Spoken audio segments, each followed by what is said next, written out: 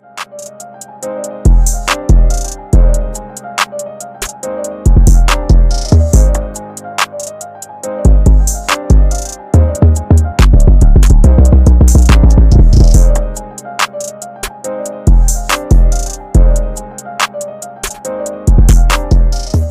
we're back with the Muscle Hustle podcast. It's the Chop Up with Kendrick Jones, part of the trio, the Jones Brothers. What's good, my guy? What's good, Coco? Welcome back. Thank you. It's Thank only you for been, having me. 10 years?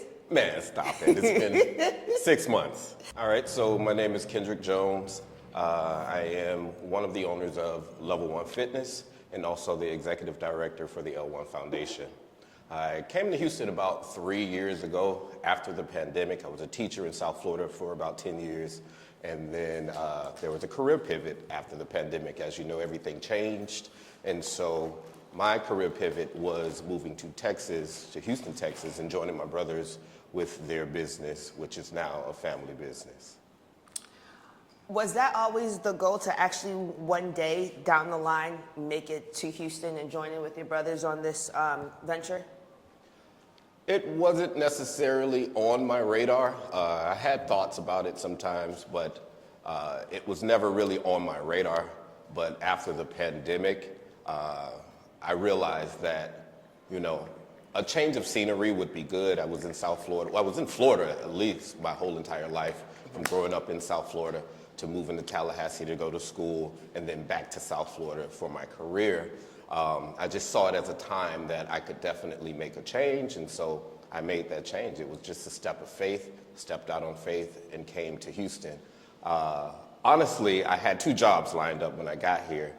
Capricorns, we're always prepared. So I had 2 jobs prepared for me. One was with Houston Young Audiences, which is a nonprofit organization, and the other one was with the YMCA, both in youth development roles. But as I would go to the gym, I saw a need there that I was somewhat running from or just looking at, but then once I actually accepted it and just grabbed the reins, the rest is history, and I'm excited that I did it, and I'm glad that I did it.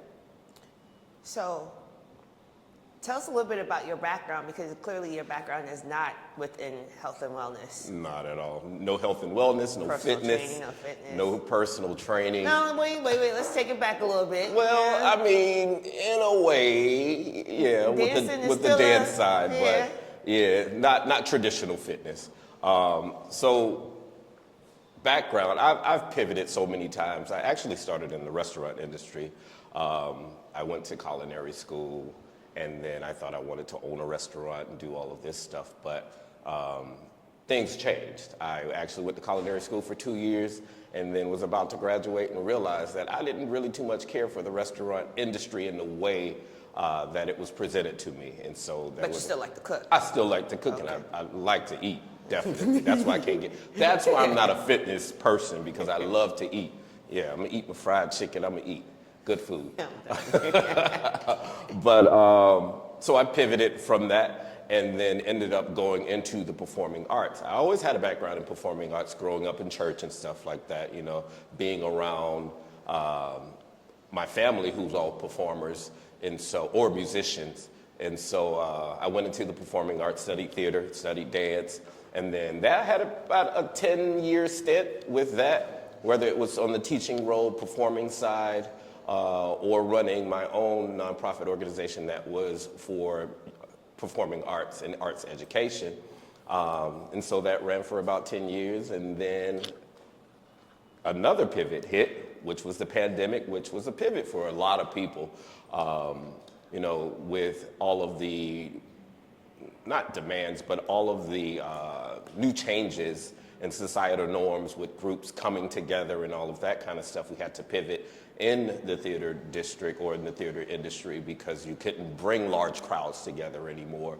And so everything kind of became virtual and film and all of that. And so I stopped teaching after that because the kids came back to campus and they were on 10. You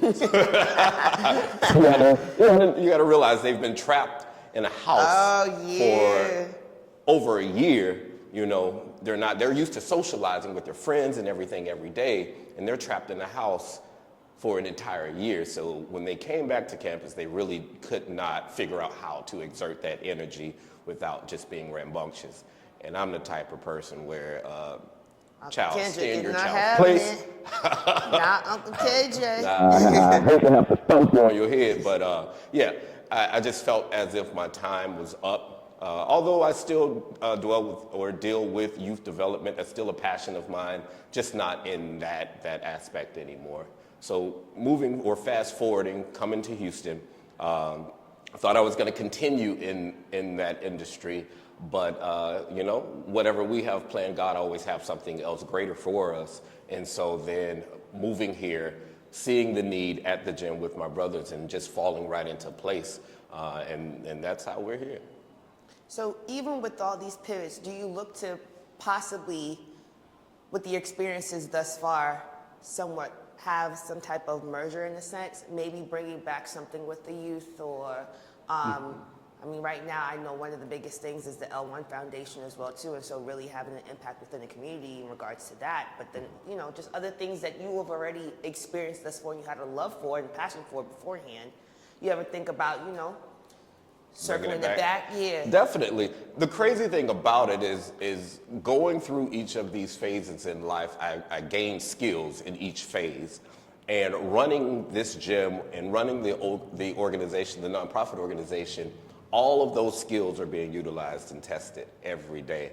To the point where I've kind of depleted all of the skill set that I had, and now I'm going and I'm looking for more things. I'm looking for different programs and things to expand my knowledge, because you know, as you move through life, whatever your experiences are, they help you to get there. But once you get to that next phase, what's going to help you to get to the next after that and continue to progress? So you have to always be seeking knowledge, have to always just try to level up at all times. Level up with purpose, though. You know what with I'm saying? purpose and intention, definitely. And intention, for sure. Yeah. That's definitely one of the two things that I've been speaking on and didn't even realize it for like the past couple of months. It's just like with purpose and with intent. Definitely. And the way you just explained that honestly just makes a lot more sense as to what the words of those, you know, the meaning of those words in regards to what it is that we do on a day-to-day basis actually truly means.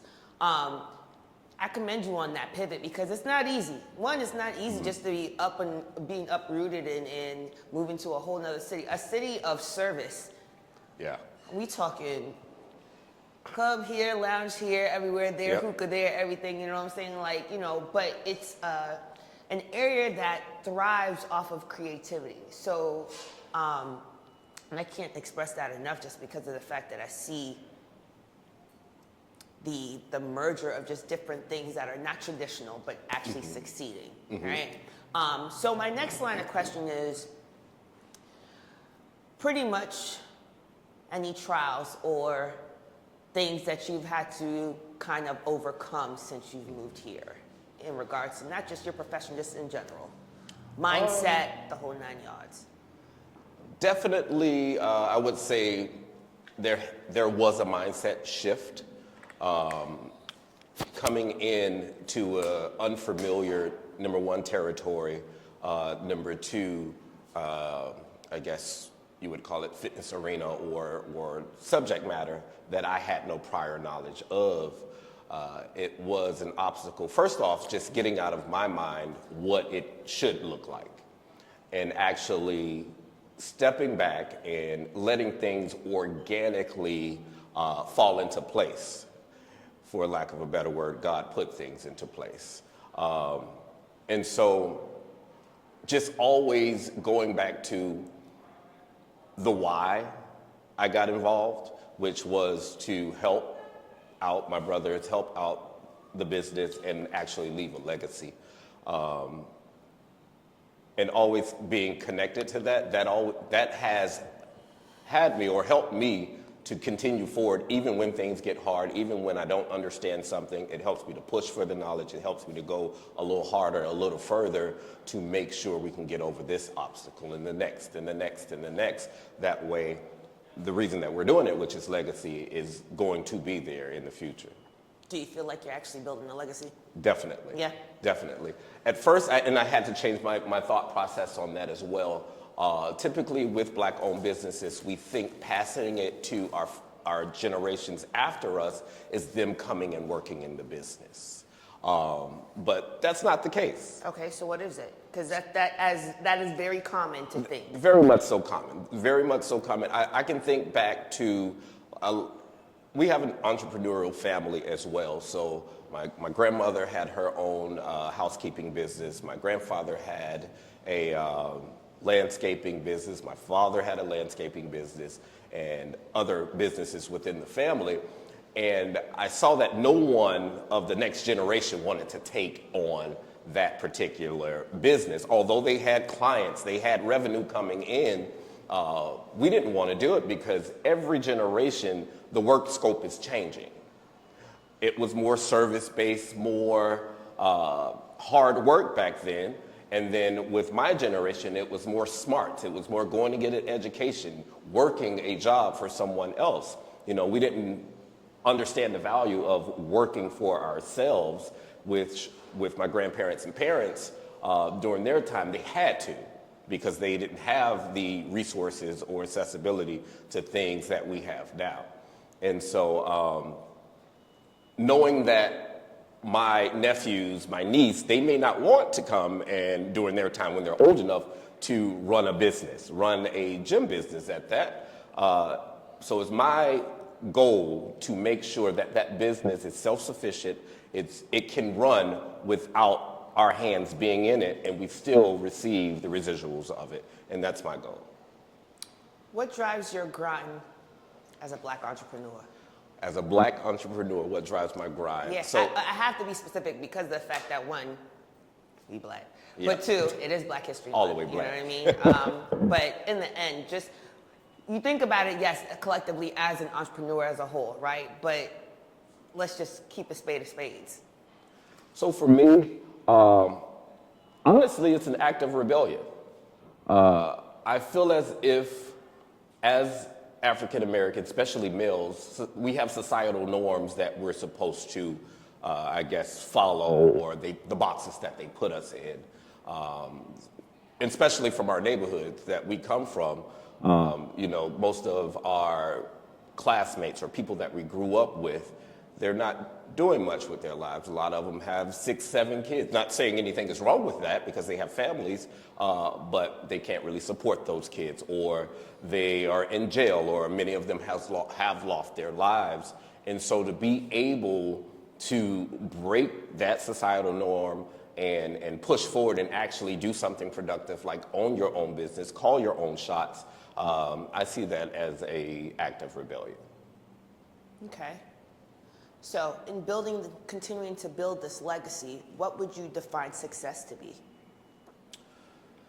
Success for me is and I can only speak for me, it's definitely a way of life. It's not necessarily a number or anything like that, but it's the quality of life in which I choose to live, which for me is very low key. It's very low key, very mellow. As long as I'm at peace and I'm doing something that's productive, something that's giving back, something that's beneficial in building my community, I feel that that is success.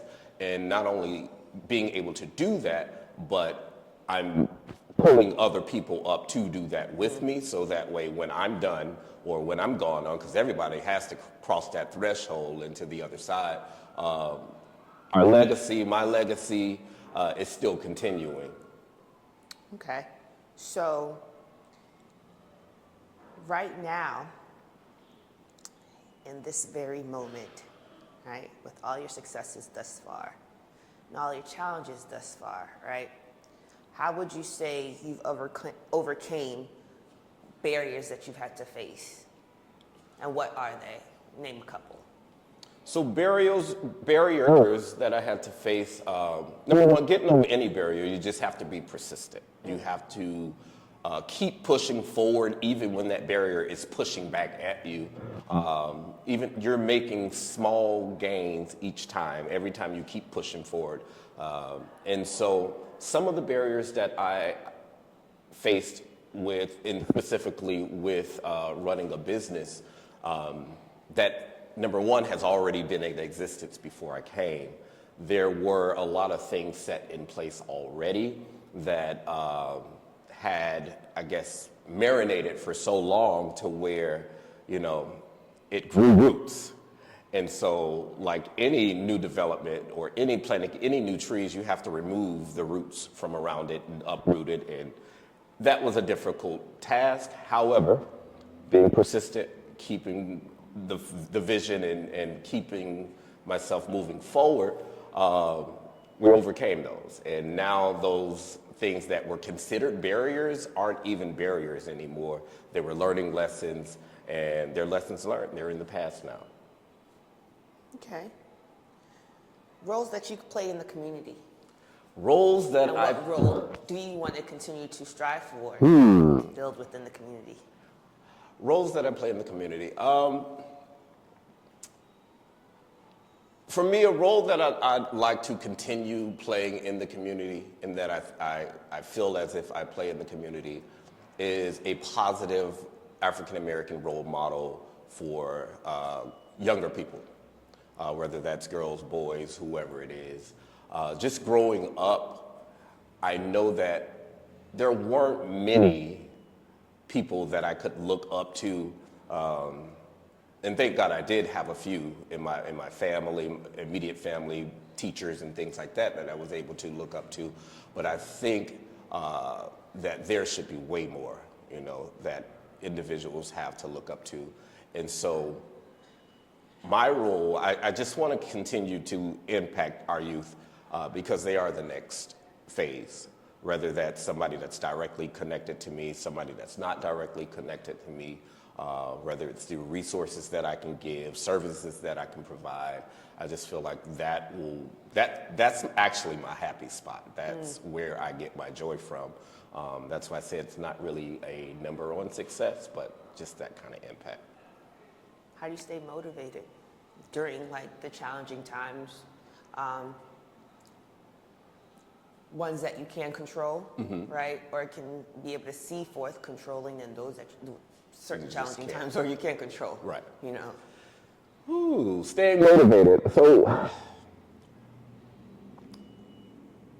honestly, I don't believe in staying motivated because motivation is a feeling.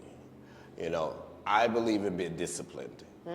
Because with the discipline, you're going to do what needs to be done, even if you don't feel like doing it. And I can talk like that, and that's the crazy thing. I can do that in the entrepreneurial life. However, I haven't converted that over to my healthy eating habits and stuff like that. But I'll get there soon. But just sticking with that discipline, knowing what the end goal is, it outweighs whatever you're going through at that moment. And like she said, there are some things that we hit that we did not expect. Definitely as an entrepreneur, every day there's going to be some sort of challenge that you have to overcome.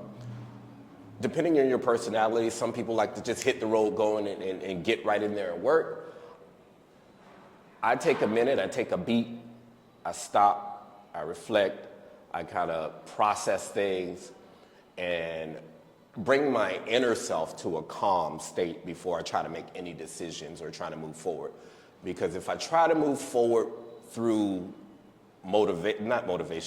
emotion, then typically I make the wrong decision or make the wrong move. So impulse as well too. Impulsive movement. And so just finding that calm state, praying about it, which is number one, and listening. In order to listen or in order to hear, you have to kind of calm that internal monologue and let God speak to you. I learned that from you. See? Just saying. Thanks, friend. Little gems that help me. Little gems. And we appreciate these gems for real, because you keep it honest, you keep it a buck. That's one thing I do appreciate about you and our friendship is the fact that you keep it straight out a buck. There is no froth. There is no fugaziness. It is what it is. And that's the thing. I've been known And I try to sugarcoat stuff. I try to make it seem palatable, but It don't seem authentic you know, when you do that. it's still cut sometimes, regardless. But I think about a lot of lessons that I learned in life, or a lot of things that people told me that cut me, not in a bad way, in a malicious way, but in a way where I needed to hear that. Those were the things that stuck with me for life. Like, I can think back to situations that my mentor from high school, we talked about, and the things that he said, that was just like specific line or phrase or something that really stuck out that you would consider something that cut you, where you're just like, damn, this was something that really... Definitely. So he used to have this term where, and he was and I'll give him a shout out, Mr. John Battle III. He was my theater teacher in high school. And so we would do productions and things like that. And this one production kind of went ahead and led the production. And he used the term junkyard. It was real junkyard. And I was like, well, what does that mean? And he explained it to me, that when people enter into your space, when people come to see your production, there should be something about it that sets you above and beyond. It's an experience from the time you walk in the door, from the time you sit in the seat, from the time the people hit the stage, when they come off of the stage. It should be an experience all the way through, and anything that's not an experience is junkyard. And so I thought I put my all into this production. I was ready to open the doors and everything like that. And once he told me that, it hit. But now it makes sense. And now every time I do something, I'm putting my best foot forward, especially when it comes to something that's event-based. You're going to have an experience from the time you walk in the door to the time you leave the door. And that's something that stuck with me throughout my life. And that was over 20 years ago. It's definitely stuck with you for sure, because you see how quickly I looked at you when you said that? That's come out your face at least a dozen times. Oh, yeah. No, this has to be an experience. It has to be an experience. Oh, wow. Okay. Okay. So what advice would you give someone that is entering into the field of entrepreneurship? I'm gonna say it's a field, you know what I'm saying? Mm-hmm. It's a lifestyle, let's say that. Right. Entering into the lifestyle as an entrepreneur, because one thing, and again, we are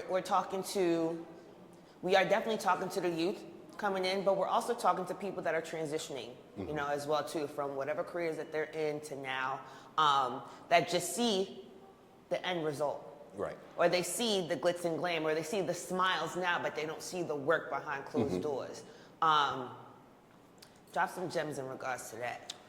Well, first off, it's not for everybody, right? I'm just going to say that it's not for everyone. And it's okay. Yeah, and that's okay. Like, we need people to work the 9 to 5s, to need the corporate workers and things like that. That's how the economy keeps moving. Everybody can't be a business owner, although it would be great if everybody was a business owner, but who are going to be the employees? Right. You feel me? My grants. Which is fine.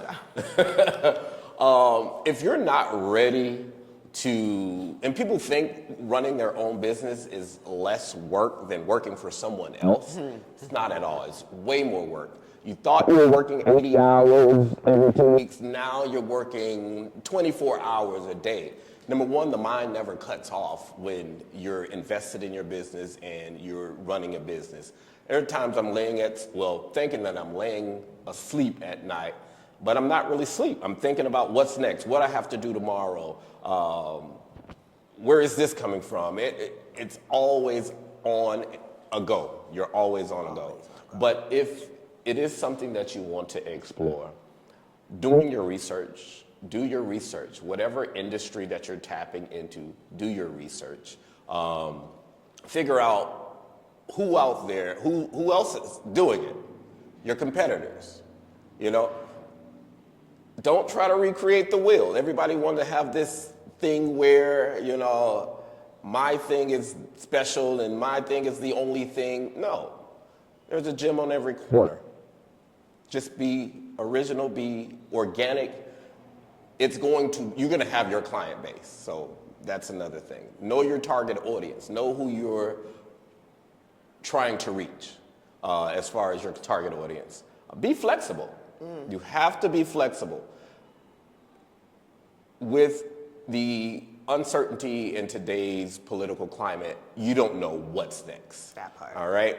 So you have to be flexible. You have to stay on your toes so you can pivot when it's time to pivot. And just keep pushing forward. You know, look to the right and left every now and again, but just keep pushing forward. And that's what I would suggest to everyone. All right, so we're gonna get a little anything that grinds your nerves as an entrepreneur, whether it be with partnership, whether it be with just dealing with certain, circumstances that just you don't have control of, the business in itself, certain things that grind your nerves, and go. Certain things, there are quite a few things that grind my nerves. Let's talk about that. 'Cause everybody be thinking this is fluff. It's not fluff. Listen, it's not fluff. When he says team no sleep, it's team no sleep. At all. I think my number one thing would be the execution of things from people that you entrust to execute things for you. Now I know, and this was another obstacle that I had to overcome. I thought that if I showed you how to do something, if I demonstrated how to do it to you, if I lived the way or always did it that way, that you would in turn come right around and do it the same way, do it at the same level. Uncle, no. Never happens. So that's one of my pet peeves. If I entrusted you to do something and get something done and execute it, there is a certain standard that I'm looking for you to do that in, and when you don't do it, I'm just kind of like, all right, yep, cut, I'm ready to fire and hire, quick. What else? Pet peeve. People holding on to the past.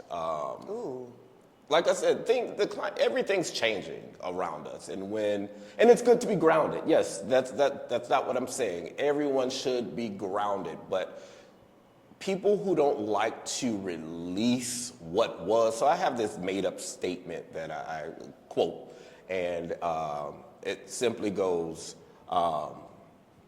"What was is not what is, and what is will soon be what was." So meaning that. Repeat that again. So repeating that again. What was is not what is, and what is will soon be what was.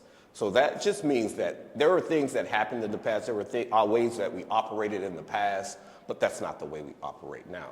There are ways and things that we're doing now that 3, 4, 5, days, weeks, months down the road, years, that's not going to be the way that we're operating.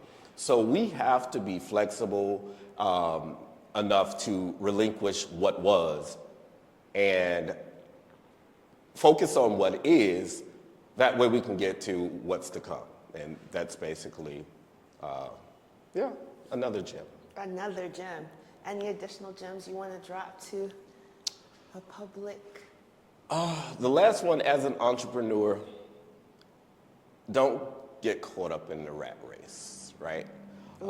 You have to focus on yourself.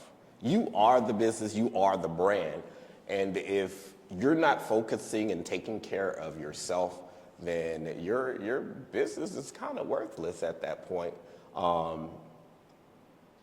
Self-care, and self-care is more than just the external, getting a massage, getting your manicures, pedicures, that kind of thing.